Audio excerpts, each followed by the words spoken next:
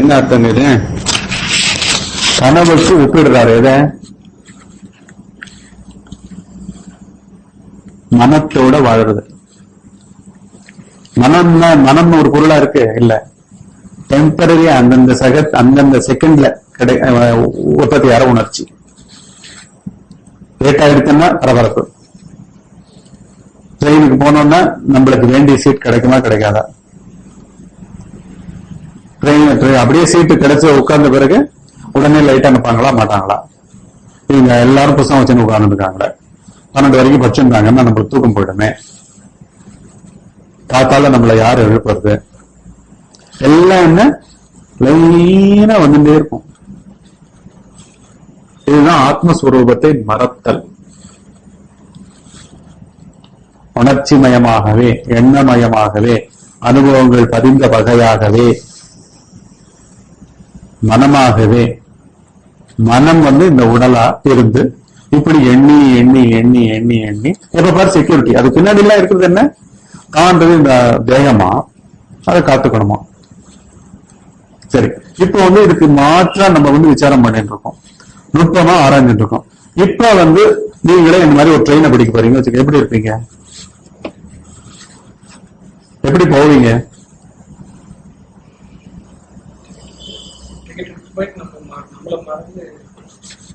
தனித்து இருக்க மறந்து டிக்கெட் எடுத்து போவீங்க, அதே ஸ்டேஷனுக்கு போவீங்க, கரெக்டா ட்ரெயினுக்கு போவீங்க. லைட் போட்டு 10 பேர் 10 புத்தகம் வச்சிருந்தா கூட என்ன பண்ணுவீங்க? பாப்பீங்க. பொறுத்துக்கிறோன்றது ஒரு பெரிய வர்ச்சி மாதிரி பிராக்டிஸ் கூட பண்ண மாட்டோம், பேசாம இருக்கும். என்ன வேணா நடக்கட்டும். ஏன் அது எப்படி வந்தது? இப்போ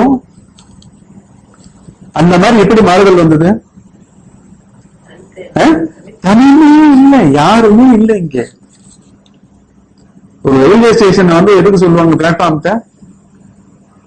என் வீடு என்ன பிளாட்ஃபார்ம் ஆனுவாங்க. என்னன்னா இறைச்சலும் ஆர்ப்பாட்டமும் ஆறாவாரமும் எல்லாம் போக்குவரத்து ஏற்பட்ட ட்ரெயின் போறது வருதும், லட்சக்கணக்கான பேர் ஏறதும் இறங்குதும், கூச்சலும் இதுவுமா இருக்கும். அப்படி இருக்கிறதுல நம்ம மனம் எப்படி இருக்கும்? உணர்ந்தவனுடைய மனம் எப்படி இருக்கும்? மனம் வெளில போகாதனால எந்த இறைச்சலும் உள்ள போகாது, எந்த இறைச்சலும் உள்ள போகாது. ஆமா, இறைச்சல்ன்றது நமக்கு என்னன்னே தெரியாதுல்ல.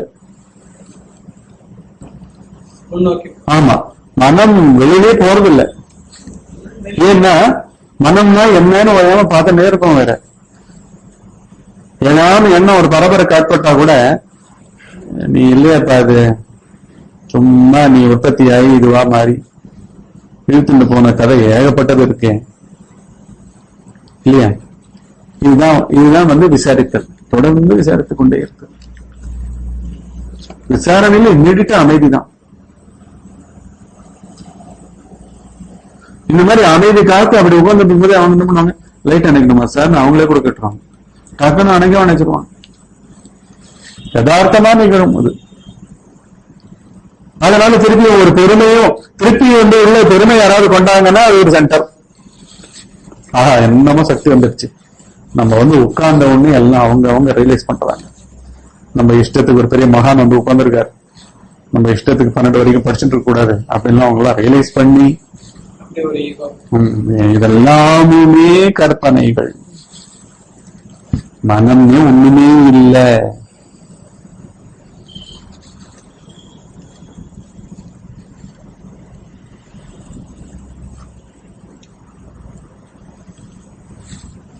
என்னோட விளக்கம் தான் கொடுக்குறாரு.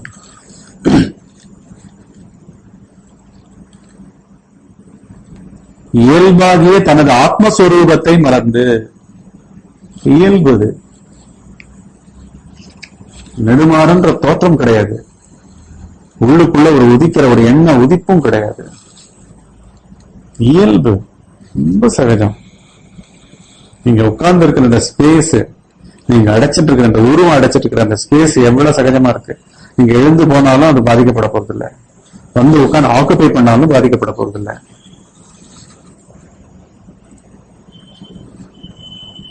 இல்லாம போயிடவே போறதில்லை, ஒன்னும் பண்ண முடியாது.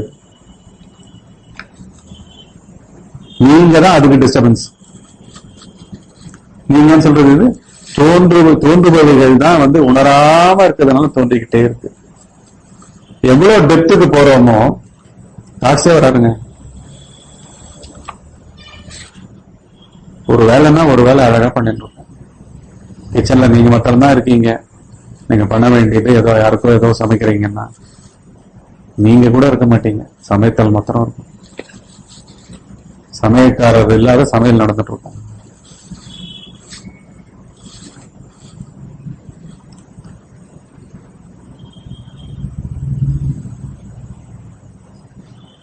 சூஃபி மிஸ்டேக்ஸ் முல்லாவை பத்தி நிறைய இது வரும்.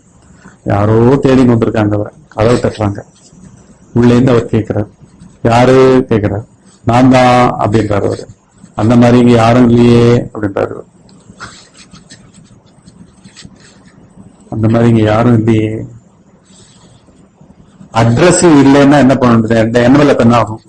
போஸ்ட் என்ன ஆகும்? அட்ரஸ்ன்றது யாரு? யாருக்கு? பெறுநர், ரிசீவ் பண்றவர். அட்ரஸ் இல்லைன்னா என்ன ஆகும்? Bounce back, it comes back. அட்ரஸருக்கு போயிடும். புத்தர் வந்து தினம் டிராவல் பண்ணிட்டே இருப்பார். எங்க 6 மணி ஆகுதோ அந்த இடத்துல வந்து சத்சங்கம். ஒரு நாளைக்கு ஒரே ஒரு ஆள் இருப்பார், ஒரு நாளைக்கு 1000 பேர் இருப்பாங்க. அங்கேயே உட்காருவார், ஒரு சத்சங்கம் பண்ணுவார், பிராக்டிக்கலா ஒரு டெக்னிக் சொல்லுவாரு, பிராக்டிக்கலா அவங்க மனசுல எங்கேயாவது விழிப்புணர்வு கொண்டு வர முடியுமான்னு கொண்டு வந்துட்டு உடனே ஒரு தியானத்தை சொல்லுவார், தியானம் பண்ணுவாங்க, போயிடுவார். இப்படி போயிட்டு இருக்கும்போது முதல் நாள் அன்னைக்கு நல்ல ஒரு 20,000 பேர் கூடினாங்க. ஏன்னா புத்தர் வந்து பெரிய சக்கரவர்த்தியோட புள்ள, அவர் வந்து துறவியாகி பெரிய மகான் ஆயிருக்காருன்னு இன்னும் எல்லாரும் பார்க்கணும்னு வேற ஆசை, அதனால எல்லாரும் வந்தாங்க. இது பார்த்தால் மாத்திரமா நடக்கும்? பெரிய நிஜமான உண்மையான அற்புதமான சூழலாச்சு, அதனுடைய ஒரு ஆகர்ஷண சக்தி இருக்குல்ல, அதனால எல்லாருக்கும் அற்புதமான தியானம் எல்லாம் வந்து. அதுக்கப்புறம் எல்லாரும் ஒரே அவரை உபசரிச்சு, இங்கதான் நீங்க தங்கிட்டு போகணும், சாப்பிட்டு போகணும் அப்படின்ட்டு எல்லாரும் கொடுத்தாங்க. எல்லாம் வேண்டாம் வேண்டாம், எனக்கு இவ்வளவுதான் ஆகும், அத்தனை பேர் கொடுக்குற சாப்பாடு எனக்கு சாப்பிட முடியாது, கொடுங்க எல்லாம் எதுல பெஸ்டோ எல்லாம் கொடுத்தாங்க. சார் இது முடிஞ்சது. அடுத்த நாள் இன்னொரு ஊருக்கு போகும்போது ஊருக்குள்ள நுழையும் பொழுதே கூடவே ஆனந்த அவரர், அவருடைய சித்தப்பா புள்ள, இவன்தான்டா புத்தன், இந்த சித்தார்த்தன்ற புத்தன், மகா அயோக்கியன் அப்படின்ட்டு வேற நம்பிக்கைகளை கொண்டவங்க. அவங்களுக்கு கோபமான கோபம். என்ன இவருடைய முறைகள், இவர் வந்து இறைவனர்வை அணுகும் விதம், அதுக்கு சொல்லிக் கொடுக்கிற பிராக்டிக்கலான இதெல்லாம் கண்டு இவங்களுக்கு பொறாமை வந்திருக்கு, போட்டி வந்திருக்கு. அதனால என்ன பண்றாங்க, கண்டபடி திட்டுறாங்க. இவர் பேசாம இருக்காரு. ஆனா பின்னாடி ஆனந்தாவால பேசாம இருக்க முடியல. நீ கொஞ்சம் நகருங்கன்னு சொல்றான். உடனே அவர் சொல்றாரு, ஆனந்தா பேசாம. அவனோட உச்சம் என்ன பண்ணா, ஒருத்தன் காரி துப்பிட்டு எங்க ஊருக்குள்ள காலை வச்சு வெட்டி போட்டுருவேன் அப்படின்னு திட்டிட்டு காரி துப்பிட்டு போயிட்டான். நம்மளுக்கு தெரிஞ்ச அத்தனை வாழ் பயிற்சியிலையும் போர் பயிற்சியிலையும் ஒரே சீரு இவன் தலை இருக்காது உடம்புல, அப்படி பண்ணிருக்கலாமே நீங்க, என்ன நீங்க அப்படின்னு அவன் குதிச்சான். ஆனந்தம் சொல்ற, நேற்றுக்கு என்ன நடந்தது, 20,000 பேர் என்னென்னமோ கொடுத்தாங்க, இந்தான அன்பு. அது உனக்கு ஏதாவது சொந்தம் இருக்காதுல்ல, ஒண்ணும் கிடையாது. அவங்க வந்து ஒரு அன்பு பரிமாறல்ல அதை வெளிப்படுத்தினாங்க. பிடிச்ச போய் வெளிப்படுத்தினாங்க, பிடிக்கல இவரு வெளிப்படுத்துறாரு.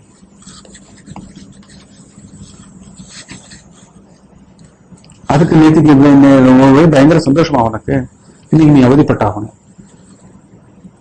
என்றைக்கும் மாறுதல் இல்லாத ஏகமாக இருக்கிற ஒரு பொருள் தான் அனைத்து தோற்றமாவும் இருக்கு. திட்டுபவனாவும் இருக்கு, அன்பு கொடுப்பவனாவும் இருக்கு. இங்க நீ டிவி மாதிரி இருந்து அவங்கெல்லாம் ரிமோட் மாதிரி இருந்து உன்னை சர்வ ஒவ்வொரு உணர்ச்சியும் மாத்திருந்தாங்கன்னா, உலக காட்சிகள் மாத்திருந்ததுன்னா, உலக காட்சிகள் மாறிக்கிட்டே இருக்கா இல்லையா? இப்ப சொன்னேன், ஸ்டேஷனுக்கு போன உடனே ஃபர்ஸ்ட் எதிர்பார்ப்பு என்ன, சீட்டு நல்லா இருக்கணும், கம்பார்ட்மெண்ட் நல்லா இருக்கணும் இல்லையா? கம்பார்ட்மெண்ட் நல்லா இருக்கணும்னு ஒரு திருப்தி, ஏறும்போது ஒரு திருப்தி, இன்னும் வாசனையா இருந்ததுன்னா நல்ல திருப்தி, நாத்தம்லாம் இல்லாம இருந்ததுன்னா திருப்தி, நம்ம பர்த் எல்லாம் நல்லா இருந்ததுன்னா திருப்தி. திரும்ப அங்க போன உடனே அந்த முகங்களெல்லாம் அப்படி எடை போடுது. எடை போடும்போது எல்லாத்துக்கும் மோட்டிவ் இருக்கு, ஒன்னொன்னுக்கும் மோட்டிவ் இருக்கு. கேஜிங் இருக்கு, அக்னாலஜிங் இருக்கு, திருப்தியா இருக்கும், அதிருப்தியா இருக்கும், என்னவா வேணா இருக்கும். இது எல்லாமே என்ன, உலகத்துக்கிட்ட தன்னை ஒப்படைச்சவன் தான், உண்மையை உணராதவன் தான். இங்க எழுச்சி இத்தனை வருஷம் பேயங்களை தாண்டி இங்க உறவாடிட்டோம். அதனாலதான் உணர்ச்சிகள் மாறி மாறி வெடி காட்சிகள் இதை இயக்கி, ரிமோட் மாதிரி இயக்கி இதை மாற்றிக்கொண்டிருக்கிறது அப்படின்ற உண்மை தெரியல. இப்போ மூலம் என்ன, அனைத்தும் இதில் உற்பத்தி ஆகிறது. அனைத்து உற்பத்திக்கும், அனைத்து இருத்தலுக்கும், அனைத்து மறைவுக்கும் எது காரணம், எது மூல வஸ்து, எது அறிவு பொருள் அப்படின்ற நுட்பம் எல்லாம் தெரிஞ்ச பிறகு காட்சிகள் இயக்குமா? காட்சிகள் உங்களுக்கு உணர்ச்சிகளை தூண்டுமா? ஒரு செகண்ட் முன்னாடி நல்லா வந்தீங்க, கம்பார்ட்மெண்ட்ல ஏறின உடனே எதிர்க்க அருவருப்பா 10 நாள் குளிக்காதானா அவன் மாதிரி ஒருத்தன் உட்காந்துருந்தானா, உடனே உங்களுக்கு அருவருப்பு தானே மாட்டணும். டாய்லெட் கிட்ட பர்த்து கொடுத்துட்டானா ஒரே நாத்தமான நாத்தம் சரியாவும் இல்லைன்னு வச்சு என்ன பண்ணுவீங்க? உங்க சென்சரி ஆர்கனாவே இருந்துட்டீங்க வச்சுங்க. You are very sensitive to smell. என்ன பண்ணுவீங்க? ஸ்ட்ரீட் கரெக்டா பிடிக்காதவனா இருக்கீங்க, அந்த நிலை கண்டினியூ ஆக போகுது. ஆனா another 12 hours கொஞ்சம் இன்னும் வேகமா இருக்கிறவனா இருந்தா என்ன பண்ணுவீங்க? டிடியை போய் கெஞ்சு அனுப்பீங்க, எனக்கு பர்த்த மாதங்களா கிட்டத்தட்ட 1 மணி வரைக்கும் அவன் பின்னாடி சுத்திட்டு இருப்பீங்க. இதெல்லாம் என்ன, விருப்பா மாத்துறதுக்கோ எல்லாத்துக்குமே முயற்சி. தனித்த ஜீவன் வந்தாதான் அனைத்து அறியாமாட்டமும் நடக்கும். தனித்த ஜீவன் வரும் விதம் என்ன, உண்மையை ஃபர்ஸ்ட் தெரியாத தன்மை, உண்மை தெரியலன்றதும் பொய்க்கு ஆட்பட்டு இருக்குன்றதும் ரெண்டும் ஒண்ணுதான். பொய்க்கு ஆட்பட்டு இருக்கோன்றது மாத்திரம் தெரிஞ்சாலே போறோம். இவைகள் எல்லாம் பொய்கள், தோன்றியவைகள் அனைத்தும் பொய்கள். இவனும் தோற்றம் தான், ஆனா தோன்றும் தலம் பொய் கிடையாது, அது இல்லாமல் இல்லை. எங்க தோற்றம் இருக்கோ தோன்றும் தலம் அங்க இல்லாம இல்ல. தென்படுகிறதுன்னா அறிவு இருக்கு, அதனால தென்படுகிறது. தென்பட்டதுல நான் மாட்டக்கூடாது. யாருக்கு தென்படுகிறதுன்னு பார்க்கும்போது அந்த அறிவு பொருள்களா மாறிடுறோம். அறிவு பொருளா மாறும்போது பேதமற்ற அமைதி. ஓகே, நான் நடிச்சா பரவாயில்ல. இன்னும் நுட்பம் கூடிச்சுன்னா என்ன ஆகும், உண்மையே ஷட்டர்ஸ் வரும். ஏன்னா அறிவு கிட்ட எல்லாம் இருக்கு, அறிவு கிட்ட இல்லாததே கிடையாது. பேரறிவு என்ன, விபூதி மயம்ன்றாங்க. விபூதினா என்ன, வர்ணிக்க முடியாத ஆச்சரியங்களை கொண்ட பேரறிவு தன்மை. அது சித்திகள் அனைத்தும் உற்பத்தியாகிற ஒரு களம். அது எப்பேற்பட்ட சிச்சுவேஷன் நம்ம மாத்தணும் நினைக்க வேண்டாம், தானாக நடக்கும். புரியுதா? இயல்பாகிய தனது ஆத்மஸ்வரூபத்தை மறந்து இந்த தேவனே தனது உண்மை சுரூபமாக நினைத்து மதிமயங்கி, நம்மளுக்கு உண்மை தெரியாட்டி இங்கதான் இருப்போம். பை டிஃபால்ட் என்ன பண்ணிட்டு இருப்போம், உணர்ச்சிகளா தான் இருப்போம். கண நேரங்களுக்கு மாறிக்கொண்டே இருக்கும்,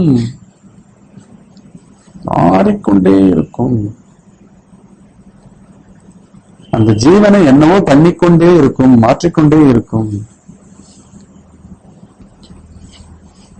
அந்த மாறுதல்களுக்கு ஆட்படுகிற அந்த மனத்தில் இருந்து இந்த உண்மை தெரிஞ்சுதான் விலக முடியுமே தவிர வேற எதுவும் பண்ண முடியாது. இது நான் கிடையாதுன்றது நல்ல எண்ணம் உற்பத்தி ஆகும்போது தெரிஞ்சுதான் விலக முடியும். தெரிதலே விலகுதல். Seeing is ending, seeing is knowing, seeing is revealing.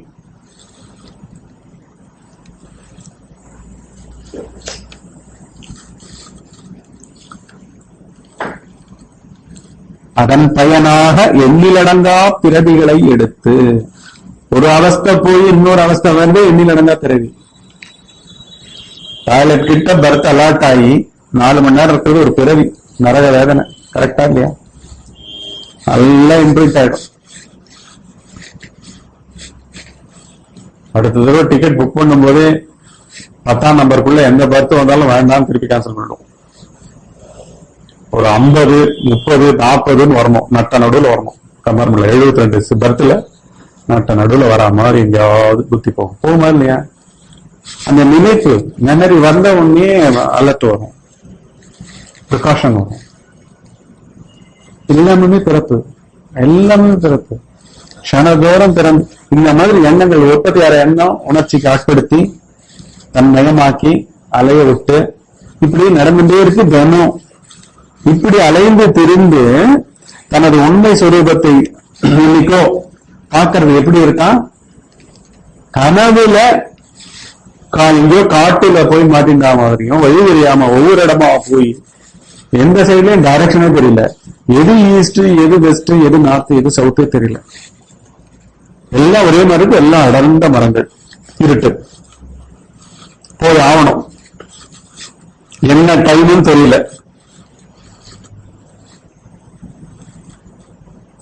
அதுல இருந்து ஒருத்தனை அப்படியே ஏர்லிஃப்ட் பண்ண அப்படி இருக்கும். அந்த மாதிரிதான் உண்மையை விசாரிக்கும் பொழுது,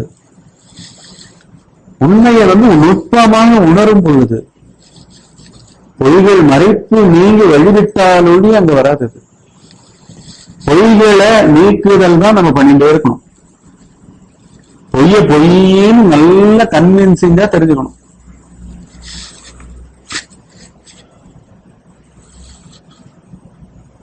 அதுதான் நம்ம பண்ணக்கூடியது. அவன் என்ன பண்ணுவான்? இவன் இந்த அளவுக்கு பக்குவமா இருக்கான்றது தெரியும் பொழுது அவன் அருளாவே வருவான், விளக்கமா உள்ள வர ஆரம்பிச்சிருவான், புரிதலா வர ஆரம்பிச்சிருவான், அடங்குதல், அந்த மனத்தை அடக்குதலா வருவான். பொய்ன்னு பார்க்கும்போது கண்ணாடியில தெரிகிற என் முகம் உண்மை அன்று, என் முகம் என்பது இங்க இருக்கு, கரெக்ஷன் எல்லாம் இங்கதான் பண்ணணும். அத போல சூக்ஷ்ம உடலும் பொய் தோன்றி தோன்றி மறைகிறது. உணர்ச்சிகள் தோன்றி மறைகின்றன, எண்ணங்கள் தோன்றி மறைகின்றன.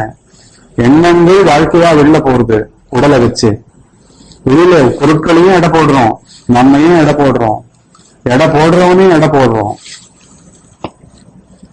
மனத்தை வயாம எடை போட்டு என்ன பண்றோம்? தகுதிகள் எல்லாம் பெருக்கிக்கிட்டு இருக்கோம்.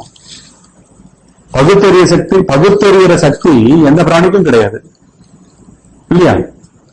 ஒரு மாடு போய் ரயில்வே ட்ராக்ல போய் நின்றுதானா ஒலி முன்னாடி வருதா, ட்ராக்கை விட்டு பக்கத்துல வருதா, எங்க வருதுன்னு தெரியாம ட்ராக்லயே நின்றுட்டே இருக்கும். ட்ரெயின் வர வர வர நின்று இருக்கும். பகுத்தறிகிற சக்தி இல்ல.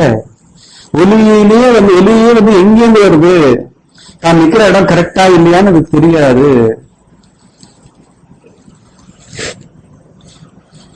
நம்மளுடைய சக்தி எப்படி? மனிதனோட சக்தி கடந்து போன எண்ணத்தை திருப்பி எடுத்து விட போடும். நான் பண்ணது சரியா தவறா, யார் பண்ணது? இவனே தான் பண்ணிருக்கான், இவன் நினைப்பதுதான் அது நடந்திருக்கு, இவனோட பிளான் தான் அது, தப்பா ரைட்டா, தன்னையே பகுத்து கூறு போடுற அளவுக்கு பகுத்தறிகிற சக்தி.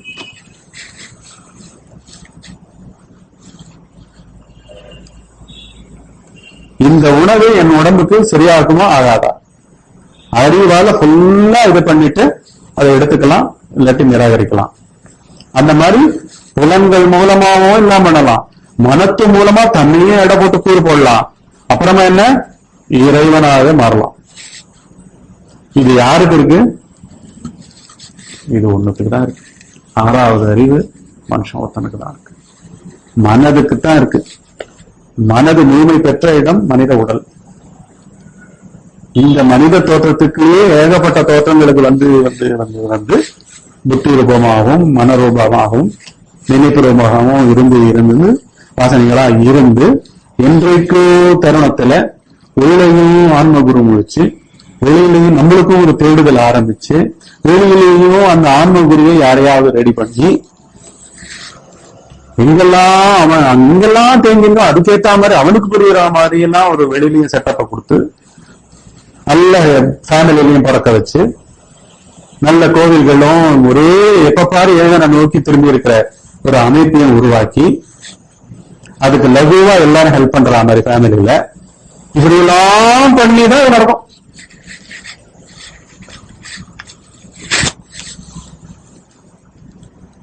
அறிவு விளக்கம்ன்றது என்ன?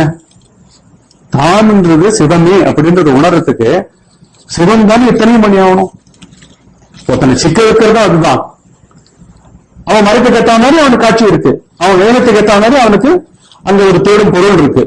அவன் பணத்து மேல நாட்டாம பணம் இருக்கு, அவன் அழகுக்கு நாட்டாம அழகு இருக்கு, படிப்பு மேல நாட்டாம படிப்பு இருக்கு. எல்லையில்லாத படிச்சுட்டே இருக்கலாம், விளையாடிட்டே இருந்தாலும் விளையாடுறதுக்கு இருக்கு.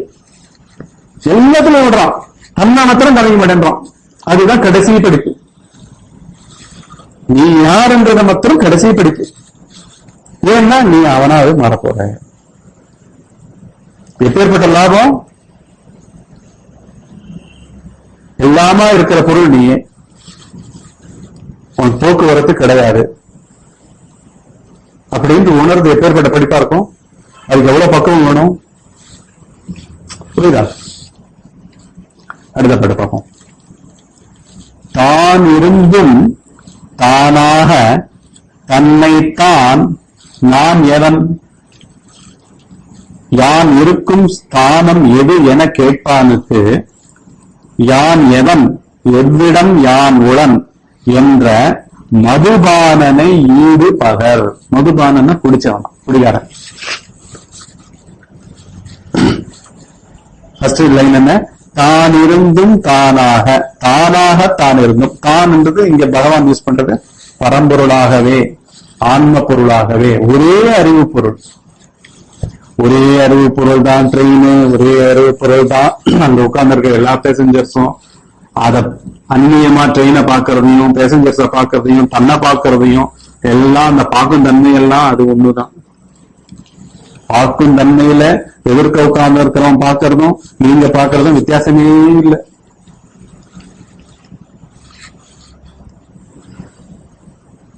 நீங்க எடை போடுறது எல்லாம், அந்த எழுச்சி எல்லாமே அவன் தான். உங்க அறிவுக்கு ஏற்ற மாதிரி, உங்க சுட்டறிவுக்கு ஏற்ற மாதிரி எடை போடுதல் எல்லாமா மாறுறதும் அவன் தான். அதனாலதான் மாயை துல்லியமா விளையாடுது. ஒட்டுமொத்தமா இந்த ஆட்டமே வேணான்னு இருக்கிற வரைக்கும் இந்த ஆட்டம் நடக்கும். எனக்கு மனத்தோட சங்காத்தமே வேண்டாம், எனக்கு அந்நியமா காட்சி கிடையாது அப்படின்னு அடங்கி ஒதுங்குற வரைக்கும் 5 புலன்கள் மனம்ன்ற பயங்கரமான கிரிமினல். ஒவ்வொருத்தருடைய மனமும் சொல்றேன், அது ஃபுல்லா ஆட்டம் இருக்கும். ஏன்னா தனித்த மனம் இருந்தாலே எதிர்த்து இருக்கிறவங்களெல்லாம் எடை போடுறது, தன்னை எடை போடுறது, அவங்களோட தன்னை எடை போடுறது, அவங்களோட அழகுல என்னோட எடை போடுறது, பணத்தோட எடை போடுறது, அவங்களோட அறிவுத்திறனோட எடை போடுறது, போட்டி போடுறது, எடுத்தது அதுக்கு வேண்டிய வேலைகளை பண்ணி உட்கார்ந்துட்டு இருக்குது. எல்லாம் நடக்கும், எல்லாரும் ஆட்டம். மாணிக்க வாசகர் திருவாசகத்துல என்ன சொல்றாரு? எல்லையில்லாதானே நின் பெருஞ்சி பொல்லா வினையேன் புகழுமாறு ஒன்றும் அறியேன்.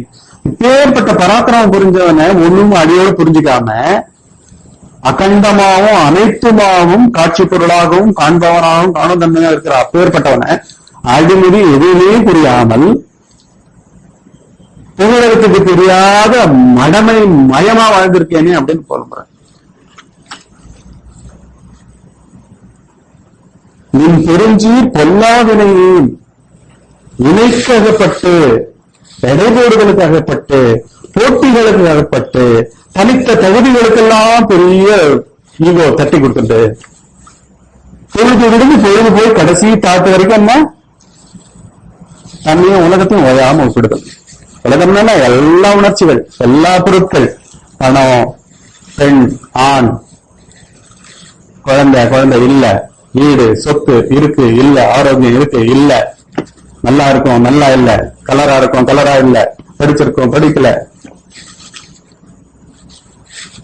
குலத்தோட ஐக்கியம், என் குலத்துல எல்லாம் பெரிய ஆளுங்க, உங்க குலத்துல ஒண்ணுமே இல்ல, உன் சைடு என் சைடு, கோடியத்துல எல்லாம் பொல்லாவினைகள். பொல்லாவினையேன் புகழுமாறு ஒன்றறியேன்.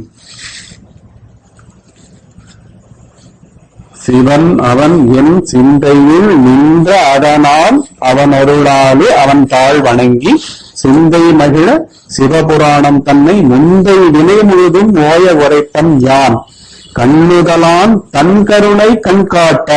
கண்ணுதலான்னா எல்லாத்துக்கும் கண்ணா இருக்கிறவன் கருணக்கண்ணை உள்ள காட்டினானாம். கண்ணுதலான் தன் கருணை கண் காட்ட உள்ள வந்துதான் அந்த விளக்கம் வந்துதான்.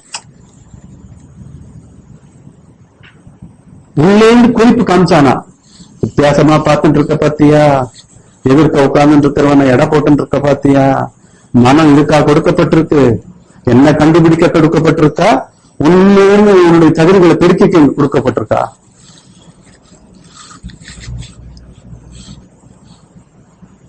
நீ ஏதாவது ஜெயிச்சுன்னா ஒன்னை விட இன்னும் ஜெயிச்சு நடத்தான்ல, திருப்பி காம்படிஷன்ல லேயர் மாறிடும்ல. 10 செகண்ட்ல 100 மீட்டர் ஓடி வந்தா 9 செகண்ட்ல ஓடி வருவாங்க அடுத்த வருஷம் ஒலிம்பிக்ல. அப்புறம் 8-4 செகண்ட்ல ஓடி வருவாங்க. இது என்னைக்கு ஓடும்? பயங்கர மயக்கம். கண்ணுதலாம் தன் கருணை கண்காட்ட வந்து எய்தி எண்ணுதற்கு எட்டாத எழிலார் கையில் இறைஞ்சி விண்ணறிய மண்ணறிய மிக்காய் இளங்கொழியாய் என்று விழாதானே நின் பிரிஞ்சு பொல்லாவினையேன் புகழுமாறு ஒன்றது ஏன் அப்படின்னு கதற பழைய வினைகளோடு இருந்த மாணிக்கவாசகரை நினைச்சு, அவர் பேர் என்னமோ பதிவேலாளர் என்னவோ பேர், வேற ஏதோ பேர் அதுக்கு முன்னாடி, அதுக்கு மாணிக்கவாசகர்னு வந்தது. ஏன்னா அவருடைய சொற்கள் அப்பேற்பட்ட சொற்களாம். கடைசியில சிவபெரும் அவர் என்ன பண்ணுவாராம், அப்படியே அந்த ஆன்ம போதத்திலேயே இருந்துட்டு அவனை புகழ்ந்து புகழ்ந்து பாடின்னு போயிடுவாராம். எல்லாம் தொலைஞ்சு போயிடுச்சான், எல்லாம் காத்தோட போயிடுச்சான் அவர் பாடின பாடல்கள்லாம். சிவபெருமான் என்ன பண்ணாராம், வேணுன்ட்டு ஒரு முதியவர் வேடம் எடுத்துட்டு இதே மயிலாப்பூர்ல அவர் கடைசியா விவேக முக்தி அடையறதுக்கு முன்னாடி அவரை கூப்பிட்டு தன் வீட்டுல இருக்க வைக்கிற மாதிரி இருக்க வச்சு திருப்பி அவருக்கு முன்னாடி எல்லாம் பாண்டிங்களேன், அந்த பாட்டெல்லாம் பாடுங்களேன் அப்படின்னு சொல்லி கேட்டு குறிப்பெடுத்து அது மூலமா வந்துதான் திருவாசகம் பொறுமா.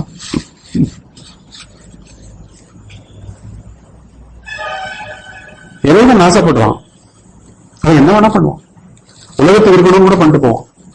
இன்னைக்கு அந்த பாட்டை பாக்குறோம்ல நம்ம, அதுவே அந்த பாட்டுக்கு தெரிய கிடைச்ச ஒரு இதுவா இல்லையா, அது மூலமா எவ்வளவு இது கிடைக்குது நம்மளுக்கு. இதுதான் நுட்பம். என்ன சொல்றாரு, தானிருந்தும் தானாக தன்னைத்தான் நான் எவன் யான் இருக்கும் தானம் எது என கேட்பானுக்கு யான் எவன். குடிச்ச என்ன சொல்றான், என்னப்பா போத கொஞ்சம் தொலைக்க எங்க இருக்கோம்பா, யாருப்பா நானும் கேட்கறான், எங்க இருக்கேன்பா அப்படின்னு கேட்கறான். என்ன எல்லா காட்சிகள்லாம் உன்னையும் வெளியிலும் ஒரே கன்ஃபியூஸ்ட் ஆகும். ஹாஸ்பிட்டல்லயே என்ன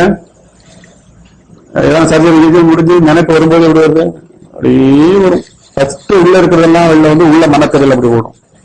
ஏன்னா உலகமே உள்ள வச்சுட்டு இருக்குது மனம். அதுக்கு இந்த உடம்பு சும்மா, அதனாலதான் எல்லாரும் அதில விரிஞ்சு ஓடுறோம் தகுதிகளை பெருக்கிக்கிறதுக்கு. ஏன்னா மனமாவே இருக்கிறதுனாலதான் எனக்கு அது வேணும், இது வேணும், இது பெருக்கிக்கணும், அப்படி பண்ணிக்கணும், இப்படி பண்ணிக்கணும், அடங்குதலே கிடையாது, ஆட்டம் தான். அந்த மாதிரி யானவன் எவ்விடம் யான் உடன் எங்க இருக்கேன் நானு அப்படின்னு சொல்ற ஒரு குடிகாரனை போல இருக்கான். யாரு, உண்மை பொருளை தெரியாமல் பொய்ப்பொருளாகவே இருந்து கொண்டிருக்கிறவனுக்கு. ஏன்னா அவங்க இதுவாகவே இருந்துட்டு கேள்வி கேட்கிறாங்க. ஞானி கிட்ட கூட புரிஞ்சவங்க கிட்ட கூட வந்து கேட்கறது என்ன, அவன் கேள்வி கேட்பவன் யார், நீங்க யாரோ ஆன்மா ஆன்மான்றீங்களே, அந்த ஆன்மா யார் அப்படின்னு கேட்டா இந்த கேள்வி கேட்பவன் யாருன்னு அவர் உடனே கேட்பார். இந்த மாதிரி உங்ககிட்ட கேள்வியா வந்திருக்குல்ல, அந்த கேள்வி கேட்பவனும் கேள்வியும் வேற வேறையா அப்படின்னு கேட்பாரா இல்லையா? சாதாரணமா என்ன பண்ணுவாங்க, மனத்தை எப்படி கண்ட்ரோல் பண்றதுங்க அப்படின்வாங்க. சரி, மனம் தான் என்ன, எண்ணங்கள். இப்ப நீ கேட்டது என்ன, ஒரு சொல். அந்த சொல் எங்க வந்து அது ஒரு எண்ணம் தானே. மனமே மனத்தை கண்ட்ரோல் பண்ண கேள்வி கேட்குது. மனத்தை தவிர இந்த கேள்வி கேட்கறோம் தனியா இருக்கானா அப்படின்னு நம்ம கேட்டா இதுவே தெரியாது. புரியாதம்மா, புரியாதம்மா. இதுக்கே எவ்வளவு ஆசுவாசப்பட வேண்டியதா இருக்கு பாருங்க. கூர்ந்து கூர்ந்து கூர்ந்து பார்த்து பார்த்து தான் தெளிதல் நடக்கணும். தெளிதல் நடந்தாதான் மனம் அடங்கும்.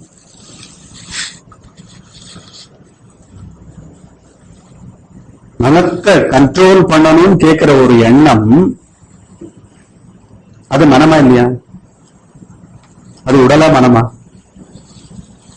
மனம் தானே.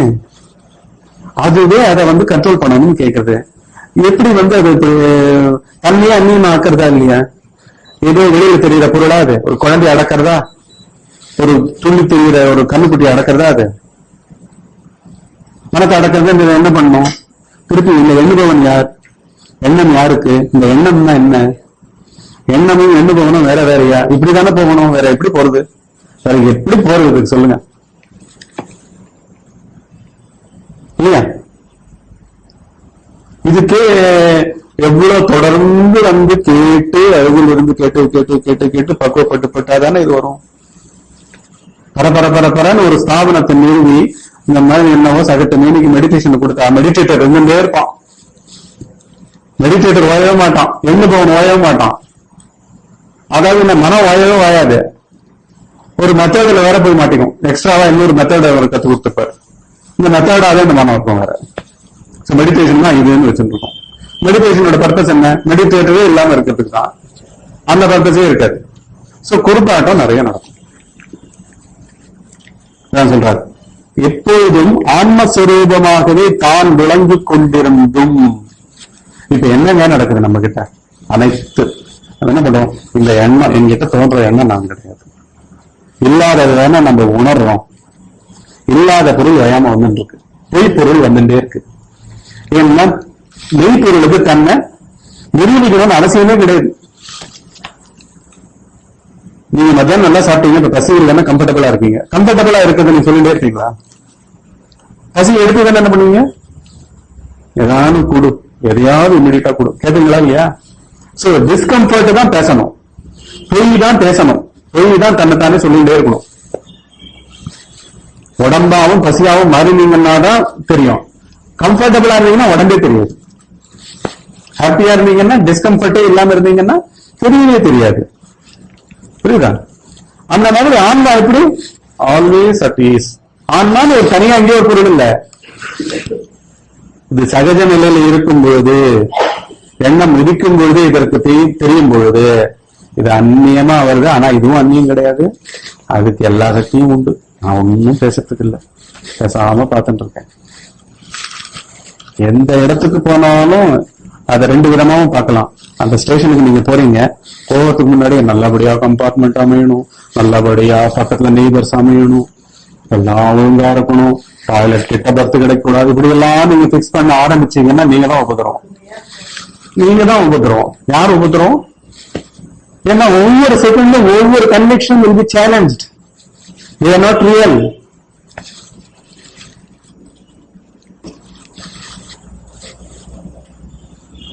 Who binds you? You are binding yourself. அது ஒதுக்கி பிற தெரியுதுன்னா போய 100 பேசுவ நீ உள்ள போ, முதல்ல ஃபர்ஸ்ட் ட்ரெயின்ல ஏறு அப்படின்னு அவகாசம் உங்களுக்கு விலக்கி அந்த பார்வை யாரு கொடுக்குறது?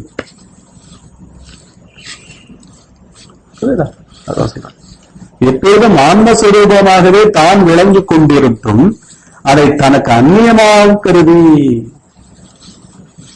தானாகிய தன்னை நான் இடம், அதுதான் இதுவா வந்திருக்கு. பைண்டிங்கா வந்தாலும் சரி, ரிலீஃபா வந்தாலும் சரி, அதுதான் இது. எதையுமே டீல் பண்ண மாட்டாங்க. நான் டீலிங் இஸ் த வே, நான் objective is the way. Because there is only eternal subject, there is no object, there is no observer. If you observe, there will be an observation, there will be an object to be observed. If you descend to an observer, there will be an observed object. In reality, there is no separate observer at all. ஒரு தனித்து பார்க்கவனே இங்க இல்ல, உங்ககிட்டயே இருக்கு, அது வந்திருக்கு, அவ்வளவுதான். எல்லா இடத்தையும் ஜொலிக்கும் வஸ்து இங்க இல்லாம இருக்குமா? அதுதான் நம்மளுக்கு பெரிய விடுதலைக்கே உண்டான பெரிய ஒரு பெரிய வாய்ப்பு. கோப எண்ணம் வரதா இருக்கட்டும், நல்ல எண்ணம் வரதா இருக்கட்டும், சந்தோஷம் வரதா இருக்கட்டும், தெரியுதே, போருமே, விளங்குதே, விலகாத, மறையாத, உதிக்காத, எப்போ இருக்கிற பொருளாச்சே. அது சந்நிதி தானே அது வரும். செத்து போன உடம்புக்கு வருமா? வராதே. அது அங்கேயிருந்து அப்படியே வித்ட்ரா பண்ணிருக்குமா இல்லையா? பகுத்தறிகிற மனமா இருக்கேனே, அதுவே பெரிய இதுவாச்சே. எதை பகுத்தறியணும்? உண்மை பொருளை கண்டறியணும், பொய்ப்பொருளை பகுத்து விளக்கணும். இதுக்குத்தானே அந்த பகுத்தறிவு. பொருளை போய் மாட்டிக்கிறதுக்கா? இது பெஸ்டா இது பெஸ்டான ஒரு புஸ்தகம் இன்னொரு புஸ்தகத்துல போய் மாட்டிக்கிறதுக்கா? இன்னொரு புடவையில போய் மாட்டிக்கிறதுக்கா?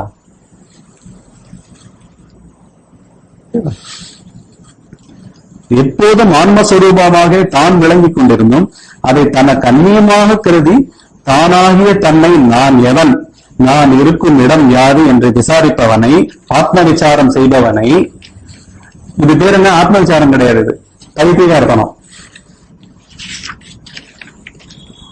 நிறைய தாட்ஸ் போறது, ஒரு தாட்ல போது செகண்ட் நம்ம குழம்பு இருக்கோம், யாரோ ஒரு பதில் சொல்றாங்க, விளங்கிடுச்சு. விளங்கினோன்னு விளங்கிட்டேன், நல்லா விளங்கிடுச்சு. சரி, குழப்பம் அடைஞ்சவன் இப்ப விளங்கினவன் சொல்றான், ரெண்டு பேர் வேற வேறையா? Yes, I have understood அப்படின்னு சொல்ல வச்சுங்க. One who has understood, one who was confused, were they different? மேல ஏறி ஒரு கன்ஃபியூஷன், கொஞ்ச நேரம் கன்ஃபியூஷனுக்கு நீ உன்னையே மறைச்சிருந்த, உனக்கே விளக்கம் கிடைச்சது, விளக்கம் ஒன்ன அங்க திருப்பி அமைச்சிருச்சு. ரெண்டும் வேற வேற ஸ்தலமா? அந்த மாதிரி வேக வேகமா போயிட்டே இருக்கு உள்ள. அந்த போறது குழப்புது. ஆன்ம விசாரத்தை இப்படி பண்ண முடியாது, மனத்தை வச்சு பண்ண முடியாது. அத சொல்றாரு, நான் எங்க இருக்கேன், நான் யாரு அப்படின்னு கேட்கறது எப்படி இருக்குன்னா, இந்த மாதிரி ஆன்ம விசாரம் பண்ற மாதிரி இருக்கு.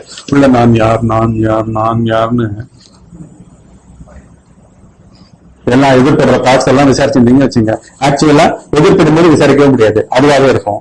அது முடிஞ்ச என்ன, இந்த மாதிரி யோசிச்சுன்றதுனா யார் அப்படின்னு ஒரு கேள்வியாது. No, it is seeing the fact.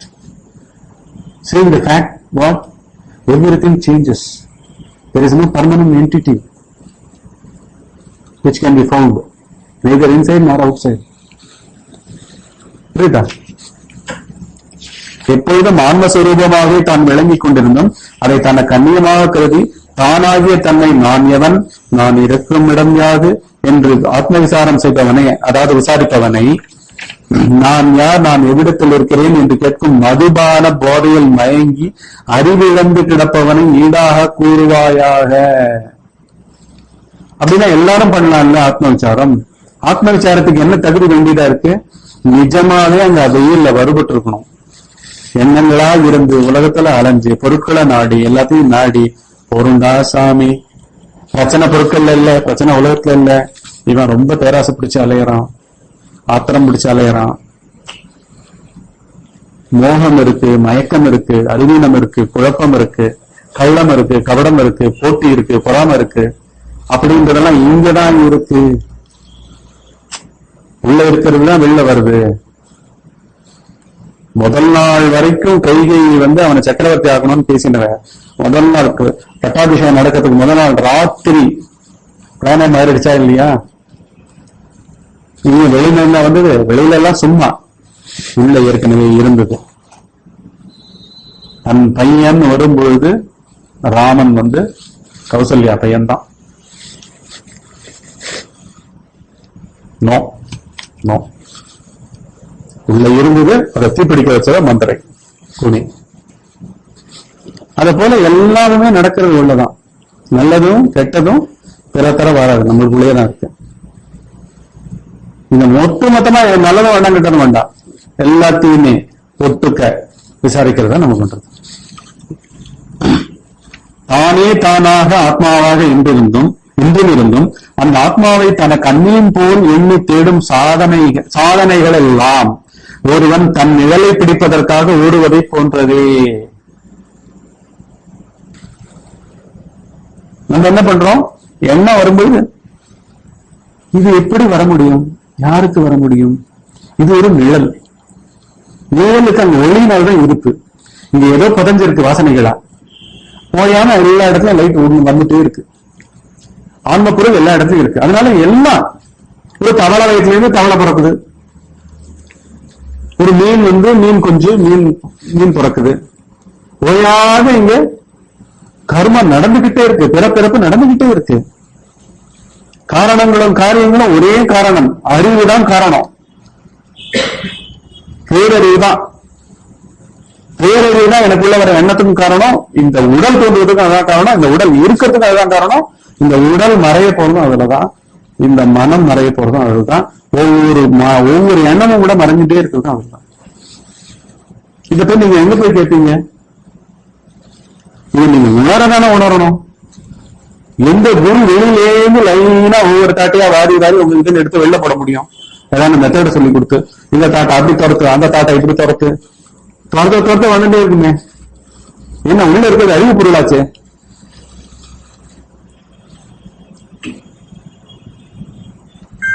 இல்லையா?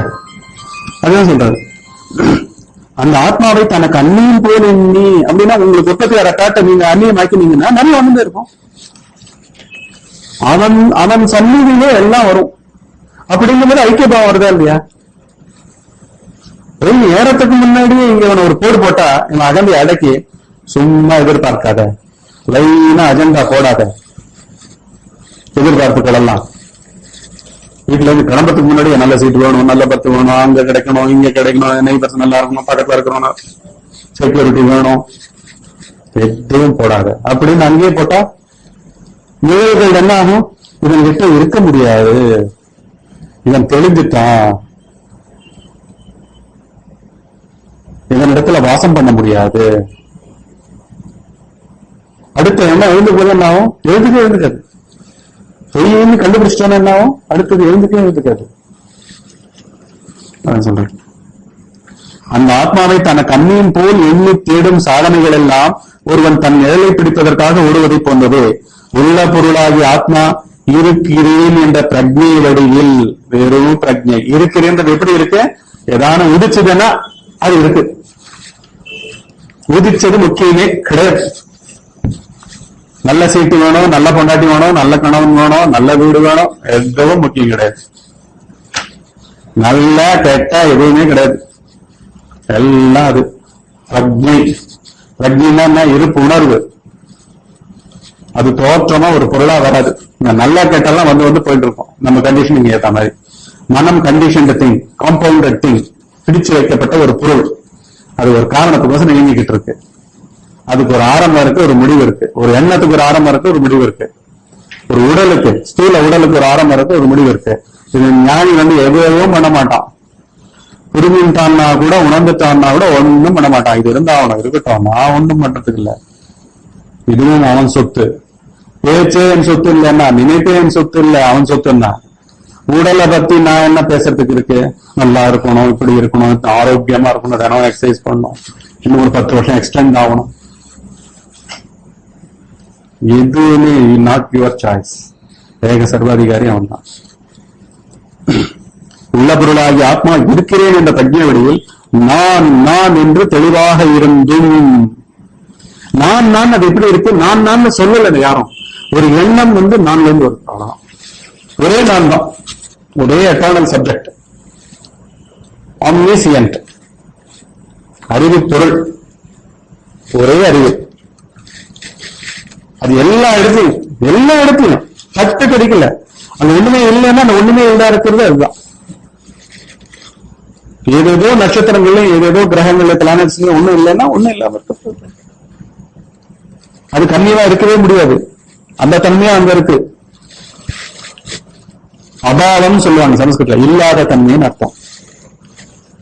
இல்லாத தன்மையை யார் உணர்கிறது? சூன்யம் இல்லை. அது பொருள் இல்லாத பேர் சூன்யம் இல்லை. பொருள் இல்லாத தன்மை எந்த கண்ணு பார்க்கறது இல்ல. ஒரு நினைப்பு இல்ல, ஒரு காட்சி இல்லைன்னு வச்சுக்கோங்க, அதே பார்த்துட்டு இருக்கோம்ல. இந்த கண்ணை மூடி தியானம் பண்ணிட்டு இருக்கோம், அறிவால வீழ்ச்சிருக்கோம். அறிவு கண்ணியமா அது இருக்க முடியாது, சூன்யம்.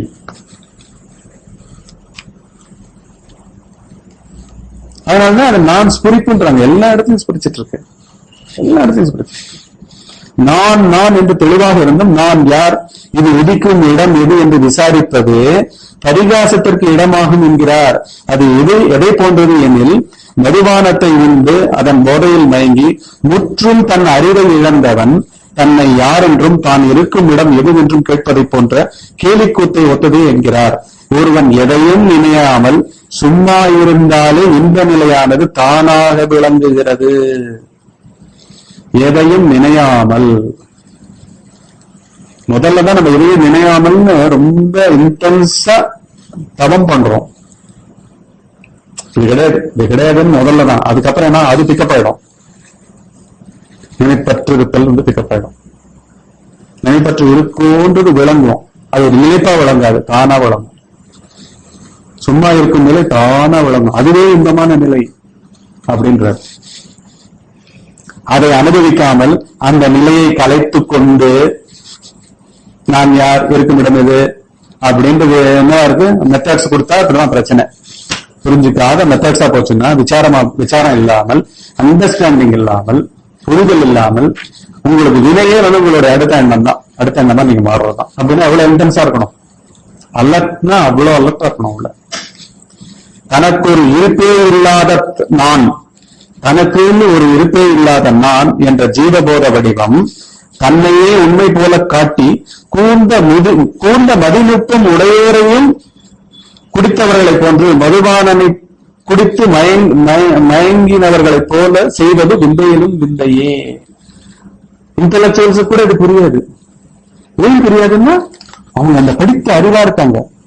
அவங்க ஒரு கேள்வி கேட்கிறாங்கன்னா அந்த இவருக்கு படிச்சிருக்கேன், இந்த இவருக்கு படிச்சிருக்கேன், அவருக்கு தப்பா இருக்காது, இவருக்கு தப்பா இருக்காது அப்படின்னு யார் யாரையோ உள்ள சார்ந்து இருக்காங்க. அட நீயே அந்த பொருள் எவனையும் சார வேண்டாம், எந்த புஸ்தகமும் வேண்டாம். இந்த செகண்ட் நீ வந்து தாட்லெஸ்ஸா போனேன்னாலே அந்த அமைதி எங்கிருந்து வந்தது? அந்த அமைதியை வந்து ஒரு தாட் வந்து எனக்கு விளக்கலையே. நீங்க அமைதியா இருந்தத ஒரு எண்ணமா வந்து விளக்குது. அமைதியை விளக்குது. பேசாமை விளங்கும் தானே, நினையாமை விளங்கும் தானே விளங்குது. அதை வந்து கண்டு ஆச்சரியப்படுறார் பகவானுடைய இது. கூர்ந்த மதிநுட்பம் உடையோரையும் மதுபானனை போன்று மயங்கச் செய்வது விந்தையிலும் விந்தையே. அதனால என்ன பண்ணுவாங்க, இந்த மெத்தட் விட்டா இன்னொரு சுவாமிஜி, அந்த சுவாமிஜி விட்டா இன்னொரு சுவாமிஜி, இல்லாட்டி வேற ஏதாவது புஸ்தகம், இல்லாட்டி வேற எங்கேயாவது காட்டுல போய் உட்கார்றது. நேரம் தான் பிரச்சனை ஏற்படும். நிழல பெருக்கிக்கிட்டே இருப்பாங்க. திருப்பி அந்த நிழல திருப்பி கழிக்கணும், குருட்டாட்டம் ஆயிடும். ஸ்பிரிச்சுவாலிட்டியில ஈடுபடாம இருந்தா கூட பரவாயில்ல. ஸ்பிரிச்சுவல் மிஸ் அண்டர்ஸ்டாண்டிங்க போல கொலை பண்றது, தற்கொலை பண்றது வேற எதுவுமே இருக்காது. அமைதிக்கு பதிலா நரகமா போயிடும். 10 வருஷம் 20 வருஷம் 30 வருஷம் போய் யார் பின்னாடி போய் உட்காந்துட்டு ஒன்னும் புரியாம, ஐயோ டைம் வேஸ்ட் ஆயிடுத்து, இது கல்யாணம் பண்ணிட்டு இருக்கலாம், இதுக்கு வந்து எனக்கு சொத்து எழுதி வச்சிருந்தாங்க அதெல்லாம் திருப்பி கொடுத்துட்டேன், இப்ப போய் எப்படி வாங்குறது அவங்க கிட்ட, இப்படி எல்லாம் போயிடும். கடைசி கொடுமையா போயிடும். கரெக்ட் அண்டர்ஸ்டாண்டிங் இல்லைன்னா கொடுக்கப்படும். தன்னை தானாக அறியும் நல்லறிவை நழுவ விட்டு போலி உடலை நான் என்று பற்றி கொண்டு உதித்த இடத்தை உணர முடியாமல் அகங்கார மமகாரத்தில் சிக்கி மதிமயங்குவதை மதுபான போதைக்கு உபமானமாக கூறப்பட்டது. தன்னை தானாக அறியும் நல்லறிவை நழுவ விட்டு போலி உடலை நான் என்று பற்றி கொண்டு. போலி உடல்னா என்ன? இந்த உடல் மாத்திரம் இல்ல, உள்ள எழுந்துகிற நம்பிக்கைகள்ன்ற எண்ணம் எதுவுமே நல்லதும் கிடையாது, கெட்டதும் கிடையாது, பிலீஃபும் கிடையாது, டிஸ்பிலீஃபும் கிடையாது. கிடையாது கிடையாது கிடையாது கிடையாது கிடையாது. ஒரு காட்சியும் கிடையாது, ஒரு சொல் வடிவமான எண்ணுதலும் கிடையாது. உள்ள எதையுமே நிராலம்பம், நிராகாரம், நிர்விகாரம், நிராமயம், நிர்மலம், எல்லாமே நிர்மலனாலே அற்று அற்று அற்று அற்று. அதுதான் வழிமுறை. அற்றுதான் வழிமுறை. என்ன சென்டர் இல்லை. முதல்லையும் ஆன்மா, நடுவுலையும் ஆன்மா, கடைசிலையும் ஆன்மாவா. எண்ணம் உற்பத்தியாகாம இருந்தப்போ ஆன்மா, என்ன உற்பத்தி ஆச்சுன்னா அதுவும் அதுதான், மறைஞ்சதுனாலும் அதுவும் அதுதான். ஒரு பொருள் தான். ஒரு பொருளுக்கு தான் இது உண்டு. இந்த தனிப்பொருளுக்கு ஒரு இருப்பு இல்லை, தோன்றினதுக்கு இருப்பு இல்லை. தோன்றின பொருள் இது ஒன்று. சரியா? ஒரு தியானம் பண்ணலாமா? படிச்சுக்கலாமா? இப்ப நடந்த சத்சங்கத்தினுடைய சாரத்தை பகவான் ரமண மகரிஷி அவர்கள் ஞான விசாரப்படலம், ஞானசார விசாரப்படலம் அப்படின்னு சிவபெருமான் பார்வதிக்கு உபதேசிச்சத சமஸ்கிருதத்திலேருந்து தமிழுக்கு மொழிபெயர்த்து கொடுத்துருக்காரு. அதுல இதுவரைக்கும் நடந்த சத்சங்கத்தினுடைய ஒரு சாரம் மாதிரியே அவர் கொடுத்துருக்காரு. அந்த செய்யுளை இப்ப பார்ப்போம். செய்யுள் எண் 33, ஞானசார விசாரப்படலம். இதை பேஸ் பண்ணி நீங்க தியானமும் சமாதியும் பண்ணுங்க. மணி யோசையும் நான் இணைச்சு விடுறேன். இப்ப அந்த செய்யுள் என்னன்னா, நித்திரையினாலும் நினைவாதியாலும் நிதம் சித்தம்தான் மூட மிக சீரழியும். சித்தம் இதை எத்தனத்தாலே உணர்த்தி ஏகாமல் தன்னிலையில் வைத்திடுவாய் மேன்மேலும் வை. இதுதான் அந்த செய்யுள். என்ன சொல்றாருன்னா,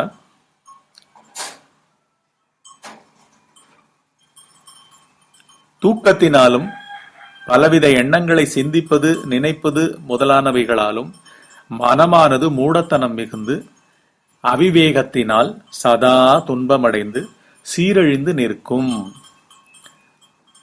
இந்த மூடத்தனம்ன்றது என்னன்னா, புத்திய தமஸ் ஆக்கிரமிச்சிரும். பழைய எண்ணங்கள்லயே சுத்தி சுத்தி சொல்லிட்டு சொல்லிட்டு வந்துட்டு இருக்கும். இப்படி இருந்தா அது பேர் மூடத்தனம்னு பேரு. அந்த மூடத்தனத்துக்கு ஆட்படுத்தாமல் மனத்தை தன்னிலைன்னு சொல்லப்படுற மனமே, அதாவது எண்ணங்களே உணர்ச்சிகளே உற்பத்தியாகும் அந்த இடத்துல கொண்டு போய் வைக்கணும். அதுதான் நம்மளுடைய உண்மையான சுரூபம். சிவமயமா இருத்தலே நம்மளுடைய உண்மையான சுரூபம். அந்த இடத்துல இப்படியாவது வை அப்படின்றார். இந்த மனத்திற்கு தன்னிலையில் இருப்பதே இன்பம் தரக்கூடியது என்று போதித்து தன் பிரயத்தனத்தாலே சித்தத்தை வெளிமுகமாக செல்லவிடாமல் தன் யதார்த்த நிலையில் நிலை பெறச் செய்திடுவாய். விடாமுயற்சியுடன் திரும்ப திரும்ப அந்த நிலையிலேயே மனத்தை வைத்திடுவாயாக அப்படின்றதுதான் இந்த செய்யுள். இல்லாட்டி என்ன ஆறுது, பிறந்து ஒரு 4-5 வயசுலேருந்து தனித்துவமான அகந்தைகள் பலவித வடிவங்கள்ல எந்த ஜென்மத்துல எப்படி விட்டோமோ அந்த இடத்திலேருந்து அந்தந்த தாட் பேட்டர்ன்ஸாகவும் அந்தந்த சூழ்நிலைகளாகவும் அந்தந்த கதாபாத்திரங்களாகவும் அந்தந்த குடும்பங்களாகவும் உறவுகளாகவும் பொருட்களாகவும் பொருள் நாட்டங்களாகவும் இன்ப துன்பங்களாகவும் விருப்பு வெறுப்புகளாகவும் எல்லா இரட்டைகளாகவும் அகந்தை தன்னுடைய பழைய பதிவுகள் மூலமாக பழைய ஜென்ம பதிவுகள் மூலமாக இங்க வெளிவந்து வாழ்ந்துட்டு இருக்கு. அது இந்த ஜென்மத்துல கடைசி மூச்சு வரைக்கும் அது போகாது. இந்த மாதிரியான இந்த சத்த பற்றிய உண்மை நிலையை பற்றிய சத்சங்கங்கள் துணையுடன் ஓயாமல் விசாரித்து கேட்ட அந்த க்ஷண மாத்திரத்திலேயே இதுக்கு மேலும் மூடத்தனம் மிகாமல் இருக்கிறதுக்கு இந்த மனத்துக்கு உடனே இத சாதகத்துக்கு கொண்டு வந்துடணும், சாதகம் செய்ய ஆரம்பிச்சிடணும். அதை தான் இப்ப பார்த்தோம். இல்லாட்டி என்ன ஆறுது, இந்த ஜென்மத்துல கடைசி மூச்சு வரைக்கும் கூட இதே பேட்டர்ன்ல தான் இதே உணர்ச்சிகள் இதே விருப்பு வெறுப்புகள் நல்லது கெட்டது வேணும் வேண்டாம் அப்படின்னு தான் வாழ்க்கை போயிட்டு இருக்க போறது. அததான் மூடம் மிகுந்துரும். இது பல பிறவிகளுக்கும் வித்திடும். அதை அரஸ்ட் பண்ண வேண்டிய நேரம் எது? இந்த க்ஷணம். இது கேட்ட மாத்திரம். இததான் நீங்க சாதகம் பண்ண பொருள். சுரூபத்தில் தன் நிலையில் வைத்திடுவா என்றால் மனத்தை எண்ணங்களை சிந்திப்பதற்கு இடம் தராமல் தன் உற்பத்தி ஸ்தானமான சொரூப நிலையில் அழுத்தி அதன் மயமாக ஆக்குவதே ஆகும். ஒரு மனிதனின் வாழ்நாளில் பாதி நாட்கள் தூங்கியே கழிகின்றன. மீதி இருக்கும் நாட்களில் சதா எதையோ நினைத்து சிந்தித்து அதை தேடி அலைகிறான். தேடும் பொருள் கிடைத்தாலும் அத்துடன் நிற்பதில்லை. அதைவிட மேலானதை அடைய மேலும் மேலும் முயற்சிக்கிறான். நினைத்த பொருள் கிட்டவில்லையானால் அடைவது எப்படி என்று ஏங்கி பெருமூச்சு விடுகிறான். இப்படி மாறி மாறி சிந்திப்பதனால் மனம் தன் சுய புத்தியை இழந்து மூடத்தனம் மிகுந்து விவேகத்தை இழந்து விடுகிறது. இப்படி தடுமாறும் மனதிற்கு வெளிமுகமாக விஷயங்களை பற்றி ஓடாமல் தன்னிலையில் இருப்பதே இன்பம் என்று போதித்து அதை ஒரு நிலையில் வைப்பதற்கு முயற்சி செய்வாய் அப்படின்னு சிவபெருமான் பார்வதிக்கு உபதேசிக்கிறார். இது நமக்கெல்லாம் கொடுத்த உபதேசம் தான். இந்த உபதேசம் மேலிட்டு இப்போ வரப்போற மணியோசையோட கூடிய அந்த தியானத்தை பண்ணுங்க. உற்பத்தி ஸ்தானம்ன்றது எங்க உள்ள நம்மளுக்கு ஒரு எண்ணமா நம்ம மாறின்னு இருப்போமோ, அந்த எண்ணமா மாறின்னு இருக்கிற இடம் தான் முக்கியம். எண்ணம் கூட என்னன்னு பார்க்க கூடாது.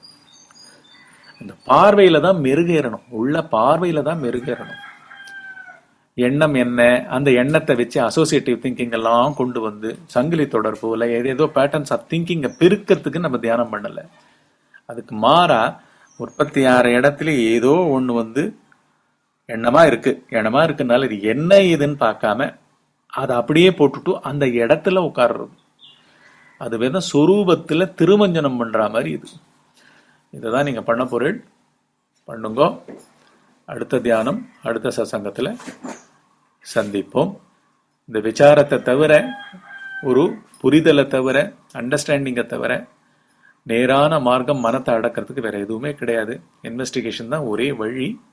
பண்ணுங்க. அடுத்த தியானம் அடுத்த சத்சங்கத்துல சந்திப்போம்.